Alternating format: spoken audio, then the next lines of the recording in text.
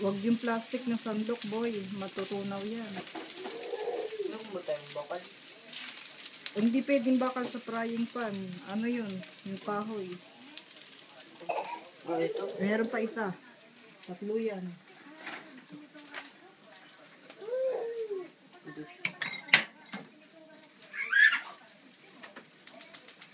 Para ka palang mami, laki ng daddy.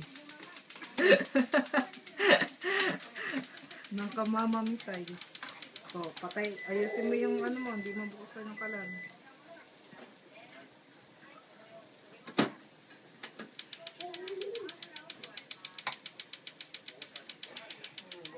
Pinatay mo yung gas eh. Hintay ko.